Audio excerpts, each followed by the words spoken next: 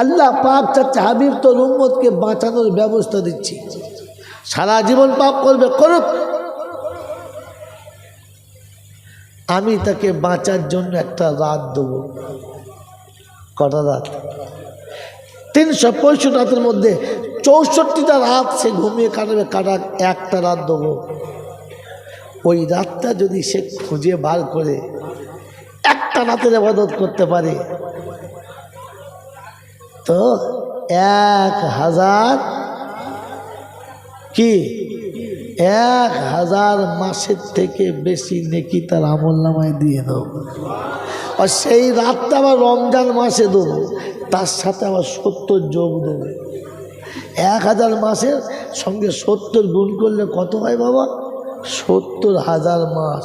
12 মাসে 1 বছর হলে 70,000 মাসে ক বছর হয় বাবা? বললে হুজুর সেটা গুনিয়ে দেখি। হ্যাঁ না, তো আল্লাহ যদি বলে কী ব্যাপার হিসাব দাও, বলে হিসাব পরে দেবো, আগে আমার মাল দাও। বলে কেন?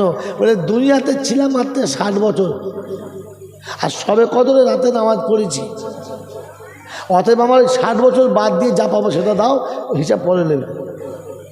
আল্লাহ বলে ছেড়ে দে, ছেড়ে দে, মাল ছেড়ে দে, পার করে দে। একটা রাত দিয়েছে, যদি বান্দা এই রাতটা ধরতে না পারে,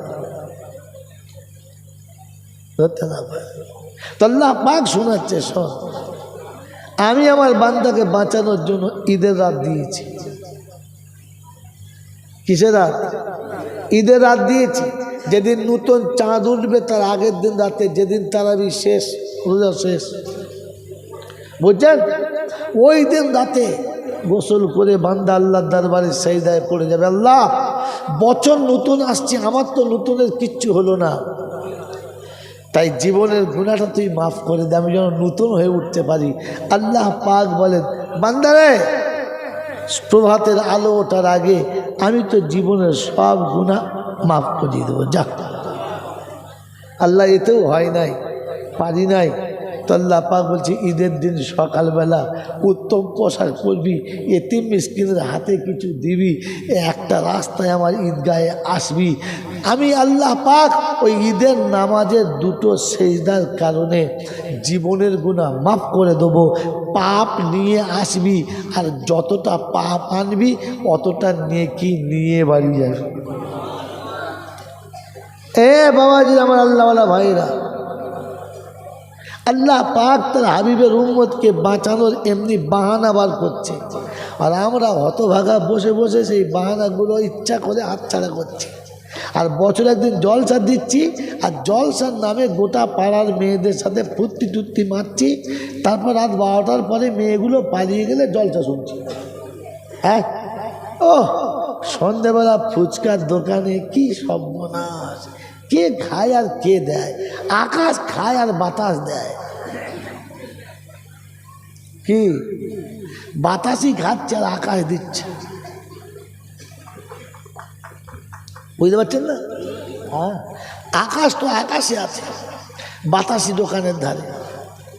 আকাশ শুধু দোকানদারকে বলছে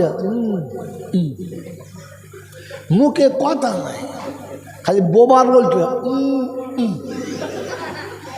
গবা গপ দিচ্ছে।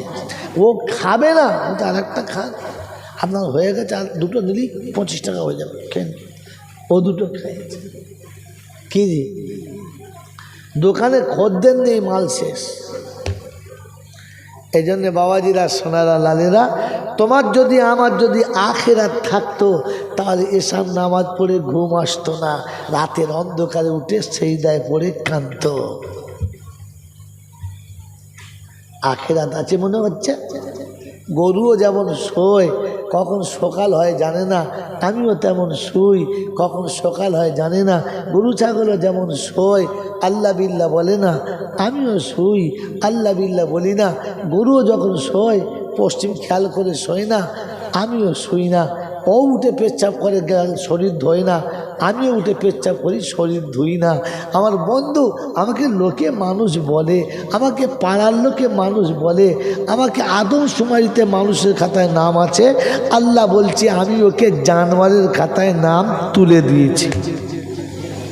और कुरान सोची वलक़द जराना लिजहन्नमा कसीरम मिनल जिन्नि वल इंस लहुम कुलूबुन ला यफ़क़हूना बिहा व लहुम आयुनुन ला युबसिरूना बिहा व लहुम आज़ानुन ला يسمعون بها أولئك كالأنعام بل هم أضل أولئك هم الغافلون আল্লাহ পাক শোনাচ্ছে জাহান্নামীদের ক্যাটাগরি শোনো। ও বাবা বাহাদুরপুরের লোকেরা, তোমাদের বাহাদুরি তখন কাজ হবে যদি এখান থেকে বাঁচতে পারো। আল্লাহ জাহান্নামীদের টেক্সচার শোনাচ্ছে, জ্যামিতি দেখাচ্ছে, স্কেল দেখাচ্ছে। কীরকম জাহান্নামীদের স্কেল? বলে ওদের তিনটে গুণ থাকবে না, হৃদয় থাকবে কিন্তু অনুশোচনা থাকবে না। এই হৃদয় থাকবে, অনুশোচনা যদি বলো থাকবে না। কান থাকবে কিন্তু আসল দাগ ওর কানে পড়বে, পড়বে যদি বলে না। বাবাজিরা আমার আল্লাহ ভাইরা, এই পাড়াতে 500টা বৌমা থাকে, 500টা বৌমার 500 রকমের মুরগি হাঁস আছে, আছে না? না যদি বলে যে যেখান থেকে ডাকাডাকি করুক কেউ যাবে না, কিন্তু যার মালিক ডাকবে তার বাড়ির মুরগিটা ছুটে আসবে। আসবে না? আসবে না? হাজার মেয়ের ডাকের ভিতরে ওই মুরগিটা ওর মালিকের ডাক বোঝে, বোঝে না? আমি আপনি ভেবে দেখি, আমি আপনি আমার মালিকের ডাক বুঝি? হ্যাঁ, আজান হচ্ছে হায়ালা সলা, হায়ালা সলা, হায়ালাল ফালা, হায়ালাল ফালা। ও বিড়ি চালা, বোঝাও না? তোরা আর বেশি বলে দিই জানি তোরা। একে মুসলমান বলে যদি সম্মান করা হয় তাহলে মুসলমানকে কলঙ্ক করা হলো, ইসলামকে কলঙ্ক করা হলো। একে মুসলমান বলে যদি বোঝানো হয় এটা মুসলমান, তাহলে জাতিকে ছোট করা হলো। বাপজিরা, সোনারা, লালেরা, জ্ঞানীজনরা, সুধী মানুষেরা, আমার আল্লাহওয়ালা ভাইরা, ইসলামে নামাজ কেমন? বলে মানুষের শরীরের মাথা যেমন, হাত কাটা, পা কাটা, ঠ্যাং কাটা, বুক ফাটা, পেট ফাটা মাজবে, মাথা কেটে গেলে আর মাজবে যদি বলে বাঁচে না। তো ইসলামে বেনামাজি কেমন? বলে বেজম্মা সন্তান যেমন, মা আছে, বা ভাই আছে, বোন আছে, সব আছে, বাপ নেই। তো লোকে কি বলবে? হারামি রে, বলবে না? বলবে না? যদি বলে যেমন বিনা বাপের সন্তানের বাপ প্রকাশ না পাওয়া সন্তানের পজিশন যেমন, বেনামাজির সম্মান মানুষের সঙ্গে তেমন। বুঝে না? যদি ভাগ্য ভালো হয় তো আমল করবেন। তো জানোয়ারের সঙ্গে মানুষের তৃতীয় কোয়ালিটি পার্থক্য কি? যে জানোয়ার বোঝে না, মানুষ যদি বলে বোঝে। জানোয়ার বোঝে না, তার নমুনা এই যে ছোট ছেলে খুব বুঝাচ্ছে, এত বুঝাচ্ছে ওর বাপ বুঝতে পারে না, তখন ওর বাপ রেগে গিয়ে কি বলে, আচ্ছা জানোয়ার জন্ম দিয়েছি, তুই জানোয়ারকে বুঝাতে পারলো না? বলে না? বলে না? ওর বাপই বলছে। তার মানে বুঝাতে না পারলে ওটার নাম কি?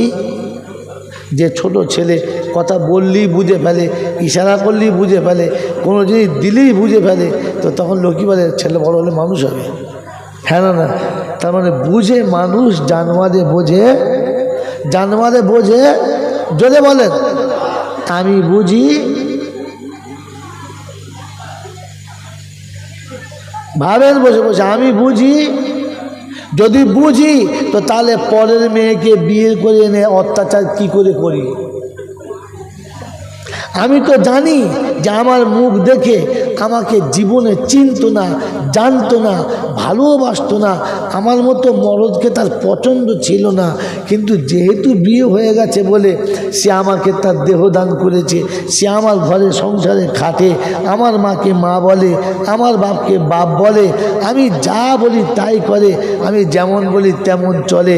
এরপরে ওই মেয়েটাকে কি করে মারে? ওর তো বোঝা দরকার ছিল ওর এখানে বাপ নেই, ওর এখানে মা নেই, ওর এখানে বোন নেই, ওর কষ্ট হলে বুঝাবার কেউ নেই। আমি তো ওর সব।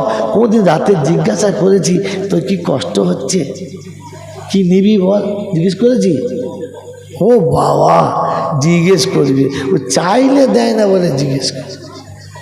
কি এ বাবাজি, আমাদের বিয়ে হয়েছে তো না? হয় না? হয় না? বেঁচে গেছিস? কি বিয়ে হয়েছে? তাহলে আমি যদি বিয়ে হয়ে থাকে তো আমার বিবির আমি কে? এই আমার বিবির আমি কে? স্বামী। স্বামী মানে কি? আমি স্বামী মানে আমি? বোকা কোথাকার। স্বামী হলো সে বিবির ইচ্ছার প্রাধান্য দেয়, যে বিবির ইচ্ছাকে ইচ্ছার আগে পূরণ করে, যে সে হলো স্বামী। আর আমি কি? শালা আসামি। জীবনে খালি বোর কাছে নিচ্ছে, দিয়েছে কিছু? বউকে কিচ্ছু দেয় নাই, বরং বউয়ের বাপের ঝেড়েছে, বউয়ের মায়ের ঝেড়েছে, বোর কাছে ছিল সেটাও ঝেড়েছে। এ পাক্কা আসামি তো। আমি বুঝি কি বলে দেয়, আমি বুঝি। আগে এটা জলটা শোনেন, তারপর জলটা শোনাচ্ছে পারে। আগে ভাবেন আমি বুঝি। আল্লাহু আকবার। ভালো মন্দ আমি বুঝি।